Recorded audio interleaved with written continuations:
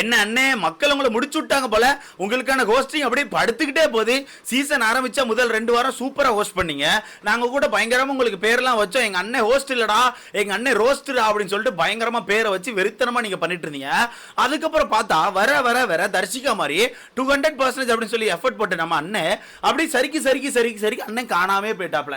எப்படி தர்ஷிகா ஒரு காதல் கண்டென்ட்டுக்குள்ள போயிட்டு காணாமே போனாங்களோ அதே மாதிரி நம்ம சேதனை இந்த வீட்டுக்குள்ள என்ன கண்டென்ட் எடுத்து பேசுறேன்னே தெரியாம காணாம போயிட்டு இருக்காரு. இப்ப நேத்துக்கான எபிசோட பொறுத்த வரைக்கும் அண்ணன் பேசின ஒரே ஒரு டாபிக் என்ன தெரியுமா? அந்த பவுல் டாபிக். அது கூட ஆக்சுவலா பவுல் டாபிக் கிடையாது. சாச்சனை கூப்பிட்டு நீ எதுக்குமா அந்த பூவை கட் பண்ணன்னு கேட்டிருப்பாரு. எதுக்குமா நீ இந்த பூவை கட் பண்ணன்னு கேட்ட டாபிக் அது சுத்தி எங்கேயோ சுத்தி கடைசியில பவுலுன்னு எங்கேயோ போகுது. அது எங்கேயோ போயிட்டு இருக்கு. எங்க அண்ணன் அதை ஸ்டாப் பண்ணாம எங்க அண்ணன் அது கூட சேர்ந்து போயிட்டு இருக்காரு. எங்கம்மா 2 கிலோமீட்டர் அந்த வாரம் அப்படி சொல்லிட்டு இவரும் கூட சேர்ந்து சர்வே ஆயிட்டு இருக்காரு. எதுக்குன்னு எனக்கு சுத்தமா ஐடியா இல்ல. நான் என்ன கேட்கிறேன், ஆஸ் அ ஹோஸ்டா உங்களுக்கு சில பல பாயிண்ட் கண்டிப்பா தெரிஞ்சிருக்கணும். எபிசோட் நீங்க பாத்துருக்கீங்களோ இல்லையோ, உங்க டீம் ஆச்சும் நிறைய பாயிண்ட் பார்த்து கண்டிப்பா உங்களுக்கு சொல்லி கொடுத்துருக்கணும். ஆனா எனக்கு தெரிஞ்சு நீங்க வெறும் ப்ரோமோ மட்டும் பார்த்துட்டு வந்து ரிவ்யூ பண்றீங்கன்னு எனக்கு தோணுது. ஏன்னா ப்ரொமோக்கான கண்டென்ட் தான் உள்ளே கேட்கிறாரு. ப்ரொமோல இந்த சண்டை வந்திருக்கும், இந்த பிரெட்டுக்கான சண்டை. ப்ரொமோல நம்ம சாத்திரம் வந்து இந்த பூவை கட் பண்ணியிருப்பாங்க. இந்த டாப்பிக்கை மட்டும் எடுத்து அங்கே கேட்டுட்டு அவங்கள பேச விட்டுட்டு எங்க அண்ணன் கூட போயிட்டு இருக்காப்ல. நீங்க பேசுங்க இந்த வரமான்னு சொல்லிட்டு அவங்கள பேச வச்சு எங்க அண்ணன் கூட போயிட்டே இருக்காப்ல. இப்படி கூட போன கூட பிரச்சனை இல்லப்பா. சரி, அண்ணன் வந்து ஹோஸ்டிங்கோட தான் பண்றாரு. ஆனா இந்த வீட்டுக்குள்ள நேத்து ஒரு விஷயம் நம்மளால கவனிக்க முடிஞ்சு. ஒரு 5 பேரை செலக்ட் பண்ணி அந்த 5 பேர் எதுவுமே பேசலனா கூட அந்த 5 பேரை மட்டம் தட்டி உட்கார வைக்கிறாரு. இப்போ ஒரு 5 பேரை திருப்பி செலக்ட் பண்ணி அந்த 5 பேர் பேசாம உட்கார்ந்து இருந்த ஆட்களை எழுப்பி விட்டு பேசுங்கன்னு சொல்லிட்டு இருக்காரு. எடுத்துக்காட்டுக்கு நேத்து நம்மளால ஒரு விஷயம் கவனிக்க முடிஞ்சு. சத்யா வந்து எந்த ஒரு வாரமும் பேசினதே இல்லை. போன வாரம் கூட நம்ம சத்யாவை போட்டு நம்ம சேதனை என்ன சொல்லியிருப்பாரு, அப்பா நீ வெளியே தெரியவே இல்லப்பா, என்னப்பா பண்ற வீட்டுக்குள்ள சும்மா உட்காந்துரியா, ஏதாவது பேசுப்பா, நீ ஒண்ணுமே இல்லை, நீ வேஸ்ட்பா அப்படின்னு மாதிரி கலாய்ச்சிட்டு போயிருப்பாரு. அதே மாதிரி இந்த வாரம் எழுப்பிட்டு பேசுப்பா, என்னப்பா பேசவே மாட்டேங்கியப்பா, ஜென்ரேட்டரா பண்ணி ஜென்ரேட்டர் ஆன் பண்ணுவான்னு சொல்லிட்டு அவனை பேச விட்டு இந்த நிக்நேம் வச்சிருப்பான்ல, அந்த நிக்நேம் மேட்டரை என்கரேஜ் பண்ணி வீட்டுக்குள்ள எல்லாருக்கும் ஒரு பேர் வைப்பா, கலாய்ச்சி நல்லதா ஒரு பேர் வைப்பான்னு சொல்லிட்டு அவனை என்கரேஜ் பண்ணி விட்டு வீட்டுக்குள்ள ஒருத்தங்க பேர் வச்சிட்டு இருக்காரு எங்க அண்ணன். எனக்கு ஒன்னும் புரியலனே, நீங்களே தான் ஒரு விஷயத்துக்கு தடை பண்றீங்க, நீங்களே ஒரு விஷயத்துக்கு அவனை கலாய்ச்சி அப்படி பேசோட அவனுக்கு ஒரு பட்ட பேர் வச்சு பேசோட நிறைய விஷயங்கள் தடையா இருக்கீங்க. அப்புறம் நீங்களே என்ன பண்றீங்க, நீங்க பேசுங்க சத்யா, இந்த வீட்டுல எல்லாருக்கும் பேர் வைங்க சத்யான்னு சொல்லிட்டு சத்யாவை பேச விட்டு வேடிக்கை பார்த்துட்டு இருக்கு. அது மட்டும் இல்லாம நேத்து ராணுவுக்கு பயங்கரமான ஸ்பேஸ் எல்லாம் கொடுத்திருப்பாங்க. ராணு நீ பேசுறானோ சொல்லிட்டு ராணுவுக்கு ஸ்பேஸ் கொடுத்திருப்பாங்க. அப்படியே கட் பண்ணி இந்த பக்கம் பார்த்தா அருணை பேச விட்டு பயங்கரமா வேடிக்கை பார்த்துட்டு இருக்காங்க. அருண் தனக்கான டாபிக்கை சுத்தி எங்கேயோ சுத்தி கொண்டு போயிட்டே இருக்கான். அதை இவர் கவனிக்க மாட்டேங்கிறாரு. ஆப்போசிட்ல மஞ்சிரி ஒரு பாயிண்ட கரெக்டா எடுத்து வைக்க பாருல, சுத்தி வளைச்சு கரெக்டா எடுத்து வச்சா நீ என்னமா சுத்திக்கிட்டே இருக்கன்னு சொல்லி அந்த பாயிண்ட தாண்டி போடார். அந்த பாயிண்ட தாண்டி போயிடுறாரு. இப்ப எடுத்துக்காட்டுக்கு நேத்து மஞ்சிரி ஒரு பாயிண்ட் வச்சிருப்பாங்க. சார் கையெடுத்து கும்பிட்டு தப்புன்னு சொன்னா, அப்ப இந்த வீட்டுல ரியான்னு ஒரு பண்ணு வந்தப்போ அந்த ரியா வந்து கையெடுத்து கும்பிட்ட மேனரிசம் வந்து தப்புன்னு சொல்லிட்டு இதே அருண் தானே சார் சொன்னாரு. அப்ப அது என்ன சார், நான் மட்டும் சொன்ன தப்பு, அவர் சொன்ன தப்பு இல்லைன்னு கேட்டதுக்கு எங்க அண்ணன் ஒண்ணு பண்ணிருப்பாரு. கவனிச்சிங்களா? அந்த டாபிக்கை தாண்டி போக முடியாம அந்த டாபிக்கை புதைக்கிறதுக்கு ஒரு ஐடியா பண்ணி, என்னமா நீ இப்படி பேசுற, அப்ப நீ மட்டும் சிவகுமாரை பார்த்து காதை பொத்துன்னு தப்பு இல்லையாமா, என்னமா நீ ஒரு தப்பு பண்ற, அடுத்த ஆட்கள் தப்பை மட்டும் குத்தி காண்றியமா எதுக்குமா அப்படின்னு கேட்கறது எனக்கு ஒன்னும் புரியவே இல்லையே. ஃபர்ஸ்ட் கையெடுத்து கும்பிட்டு அங்க எங்கமா சீன் போட்டு சுத்தினது அருண். ஓகேவா?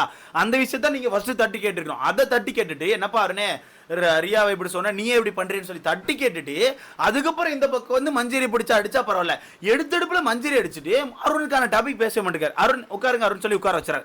சரி, அது ஓகே. அடுத்தது தீபக் போட்டு பயங்கரமா பாராட்டுறாரு. பட் தீபக் வந்து அது டிசர்வ் தான், எனக்கு தெரிஞ்ச ஒரு டிசர்வ் தான். ஏன்னா கேப்டன்சி வந்து பயங்கரமா இந்த வாரம் பண்ணிட்டாரு. நமக்கு அது குறுக்க போலன்னு நினைச்சுக்கோங்களேன், அது சூப்பரா பண்ணிட்டாரு. அடுத்து விஜய் விஷால் அவன் ஒரு மாதிரி எந்திரிச்சு சார் அப்படிங்க அவனை எந்திரிச்சு பேச விட்டுட்டு இருக்காரு. மொத்தத்துல இந்த 5 பேரை செலக்ட் பண்ணி இந்த 5 பேரை மட்டும் தான் ஹைலைட் பண்றாரு. மற்றபடி நான் சொன்ன ஒரு 4 பேர் இருக்காங்களா, அவங்கள பேசவே இல்லை. கவனிச்சிருப்பீங்க. ஜெஃப்ரி ஒரு சில விஷயங்களை கையெல்லாம் தூக்குனா, அவன் பேசினானா என்னமோ தெரியல, அவன் சீன் வரவே இல்லை நேத்துக்கான எபிசோட். ஓகேவா? ரயான் ஒரு சில சீன் கை தூக்குனா அவனும் வரவே இல்லை. முக்கியமா ஜாக்லினா லைட்டா பேச விட்டாங்க. பட் ஜாக்லின் ஒரு கலாய்ச்சிக்கிட்டே இருந்தார். இந்த எபிசோட் ஸ்டார்டிங்ல ஒரு விஷயம் கவனிச்சிருப்பீங்க. ரயான் ஏதோ சொல்லிட்டு இருப்பாரு. ரயானை பார்த்து டக்குனு யோ ஒழுங்கா பேசி அப்படின்னு சொல்லிட்டு டக்குனு விஜய் சொல்லியிருப்பாரு. சொல்லிட்டு டக்குனு ஐயோ நான் டக்குனு இப்படி சொல்லிட்டேன்னா, ரயான் நீங்க கரெக்டா பேசுங்க ரயான், நான் வந்து தேங்க்ஸ்ன்னு சொல்லிட்டு நீ உட்கார்ந்துருக்கேன் சரியா ரயான், இல்லாட்டினா ஜாக்லின் வேற கோப்பிடுவாங்கன்னு சொல்லி ஜாக்லினை கலாய்ச்சிருப்பாரு. அப்படி நிறைய இடங்கள்ல ஜாக்லினை கலாய்ச்சிட்டே இருக்காரு. ஜாக்லினா சும்மா நாச்சும் கலாய்ச்சிட்டே இருக்காரு. என்ன ஜாக்லின் சிரிக்கிறீங்க, என்ன ஜாக்லின் அப்படி பாக்குறீங்க, என்ன ஜாக்லின் சொல்லி ஜாக்லினை கலாய்ச்சிட்டே இருக்காரு. இது எதுக்கு எனக்கு புரியல, எதுக்கு நீங்க ஜாக்லின் இப்போ டவுன் பண்ண ட்ரை பண்றீங்க? அதே மாதிரி தான் மஞ்சரிக்கும். மஞ்சரி எடுத்து வச்ச டாபிக் ஒரு தலையிலே ஏத்தாம அருணுக்கான டாபிக்கை மட்டும் தலையில ஏத்தி பேசிட்டு இருந்தா. அடுத்து சௌந்தர்யா தனக்கான ஒரு டாபிக்கை பேசுறதுக்கு எந்திரிச்சிருப்பாங்க. எனக்கு தெரிஞ்ச ஆக்சுவலா அந்த வீட்டுக்குள்ள வந்து கோடை எடுத்த பிறகு யார் எனிமியா மாறி இருக்கா, யாரெல்லாம் ஃப்ரெண்டா மாறி இருக்கான்னு கேட்டிருப்பாங்களே, அந்த கொஸ்டினுக்கு ஆன்சர் பண்றதுக்கு சௌந்தர்யா எந்திரிச்சிருப்பாங்க. எந்திரிச்சு பேசும்போது டக்குன்னு பயங்கர கிளாப்ஸ் வந்திருக்கும். அது எல்லாமே ஒரிஜினல் கிளாப்ஸ். பயங்கரமா கேமரா வியூவை திருப்பி காமிச்சிருப்பாங்க. மத்த எல்லாருக்கும் கிளாப்ஸ் வந்திருக்கும்.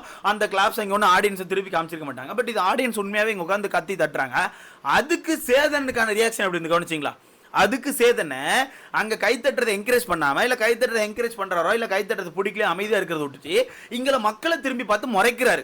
மக்களை திருப்பி பார்த்து என்னப்பா என்னப்பா அப்படின்னு முறைக்காரு. எதுக்கு ஆக்சுவலா நீங்க ஆக்சுவலா இப்ப என்ன பண்ண ட்ரை பண்றீங்க? வீட்டுக்குள்ள முத்துக்குமார் அதே மாதிரி தான் முத்துக்குமரன் ஒரு டாபிக் பேச வச்சு அவனை பேச சொல்லிட்டு அவன் ஒரு டாபிக்கை சுத்தி வளைச்சு கிளியரா சொல்லணும்னு சொல்லிட்டு கிளியரா எடுத்து வைக்கிறான். வச்சோன்னே அவன் பாயிண்ட் எடுத்து வச்சிட்டான். ஆக்சுவலா பாயிண்ட் எடுத்து வச்சிட்டான். அதுக்கு எங்க அண்ணன் என்ன சொல்றாரு தெரியுமா? என்ன முத்து, வீட்டுக்குள்ள நீங்க மட்டும் தான் கொஞ்சம் கிளியரா பாயிண்ட் எடுத்துப்பேன்னு நினைச்சேன். இப்போ நீங்களே சுத்தி சுத்தி பேசுறீங்களா முத்து, இது சரியில்லை முத்துன்னு சொல்றாரு. ஏப்பா அவர் சரியில்லைன்னு வச்சுப்போமா, இந்த வாரம் கொஞ்சம் அப்படிதான் இருக்கு. அருண் சுத்தி சுத்தி பேசினானே, அருண் ஒரு மணி நேரமா சுத்தி சுத்தி பேசினானே, அப்ப நீங்க அதை கேட்கவே இல்லை. அருணை பேச விட்டு வேடிக்கை பார்த்துட்டு இருக்கீங்க. அதே மாதிரி சாச்சனா அந்த பொண்ணுகிட்ட ஃப்ளவரை ஏன் கட் பண்ணன்னு கேட்டா 2 மணி நேரமா சுத்தி சுத்தி ஊரெல்லாம் சுத்தி வரா. அதை பிளாக் பண்ணிருக்க வேண்டியதானே? அந்த பொண்ணை ஒரு 1.5 மணி நேரம் பேச விட்டு வேடிக்கை பார்த்துட்டு இருந்தீங்க. ஸோ மொத்தத்தில் இவர் வந்து இவருக்கான கேங், அந்த பிரியாணி கேங் இருக்குல்ல, திருட்டு பிரியாணி, அந்த கேங்கை ஃபுல் அண்ட் ஃபுல் ப்ரமோட் பண்ணிட்டு இந்த கேங்கை ஃபுல்லா மட்டம் தட்டுறாரு. இன்னைக்கான எபிசோட் அப்படிதான் இருக்கும் போது, காலையில் ஃபர்ஸ்ட் ப்ரமோ நீங்க பார்த்தா நீங்க கண்டுபிடிச்சிருங்க. இன்னைக்கான எபிசோட் அப்படிதான் இருக்கும் போது, முக்கியமா கோவா கேங்க அடி புதைக்க போறேன். ப்ரோ என்ன ப்ரோ அவருக்கு எதுக்கு போற இந்த தேவையில்லாத வேலை, இந்த கேங் என்ன பண்ண அவருக்கு என்னன்னு கேட்டா கண்டிப்பா பண்ணுவாங்க. எல்லா சீசன் நம்ம இதை கவனிச்சிருக்கோம். எல்லா சீசனுமே யார் நல்லா ஸ்கோர் பண்ணிட்டு இருக்காங்களோ அவங்கள கடைசி நாட்கள் அடிக்க ஆரம்பிப்பாங்க. அடிச்சு ஒன்று அவங்கள டவுன் பண்ணுவாங்க, இல்லை அவங்களுக்கான ஓட்டுகளை ஏற்றி விடுவாங்க. மேபி இது வந்து அவங்களுக்கான ஓட்டுகளை ஏற்றுறதுக்கான வாய்ப்புகள் கூட இருக்கு. ஏன்னா வரப்போற வாரங்களில் இவங்க எந்திரிச்சு கரெக்டாக கேம் ஆடினாங்கன்னா உங்களுக்கு ஓட்டுகள் ஏறிடும். ஓகேவா? பட் அந்த எந்திரிச்சு ஒரு கேம் ஆடாம அவர் அப்படி பேசிட்டாருன்னு சொல்லிட்டு அவருக்கான கேம் அவங்க டவுன் பண்ணிட்டாங்கன்னா அதுக்கப்புறம் காணாம போயிருவாங்க. ஸோ அந்த வகையில் எனக்கு தெரிஞ்சு முத்துக்கு மட்டும் ரொம்ப கன்ஃபியூஷன்ல இருக்கான். அவன் வந்து சாட்டர்டே சண்டேக்கு அப்புறம் தான் நான் கொஞ்சம் வெளியே வருவேன், சாட்டர்டே கண்டே சேதனை என்ன சொல்றேன்னு பார்க்கணும், சேதனை வச்சு தான் நான் ஒரு முடிவுக்கு வருவேன்னு சொல்லி சொன்னா, சேதனே ஒரு முடிவு இல்லாமல் வந்திருக்காரு. அப்படியே சேதனே ஒரு முடிவு இல்லாம எந்த டாபிக்கும் கரெக்டா முடிக்காம சுத்தி கொண்டு போயிட்டு கடைசியில் அவருக்கு தேவையான ஆட்களுக்கு ஒரு பாராட்டை கொடுத்து முடிச்சிட்டார். இப்போ தீபக் பாராட்ட தெரிஞ்ச உங்களுக்கு மஞ்சரி ஒரு பாயிண்ட் எடுத்து வச்சு பேசுறாங்களே, மஞ்சரிக்கான பாயிண்ட் அங்கே எண்ட் ஆச்சா? இல்லவே இல்லையே.